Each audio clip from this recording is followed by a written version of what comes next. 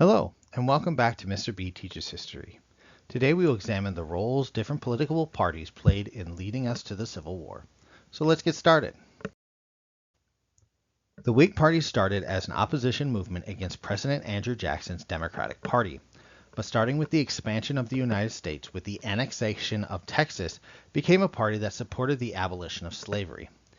But they split during the 1848 election when the anti-slavery Whigs joined with radical Northern Democrats to start the Free Soil Party. Meanwhile, the main Whig Party nominated slave owner Zachary Taylor. Many Whigs also joined the Know Nothing or American Party, but that party faded away only after winning some state and local elections in the northern states. The Whigs run Winfield Scott in the 1852 presidential election, but they lose and start to fade away themselves.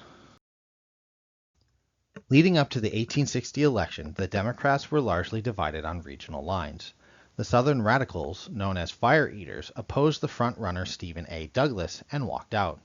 They met again 6 weeks later and nominated Douglas by excluding the Southern delegates from the previous session of the convention. The Southern delegates then go to nominate the current Vice President, John C. Breckinridge, for president and endorse a national slave code. Before the 1860 election, former Whigs from the border states created the Constitutional Union Party and nominated John Bell as their presidential candidate. They wanted to avoid secession over the slavery issue and refused to join either major party. They had one issue on their platform, national unity, to recognize no principle other than the Constitution, the Union of the United States, and the enforcement of the laws.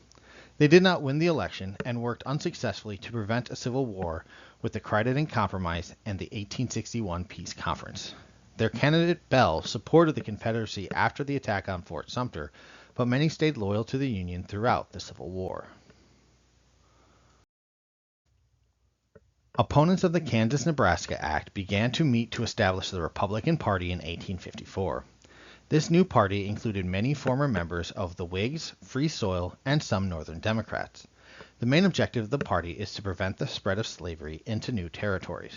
In the congressional elections of that year, Republicans win most of the seats in the U.S. House of Representatives for the northern states, defeating 66 of the 91 northern state Democratic candidates.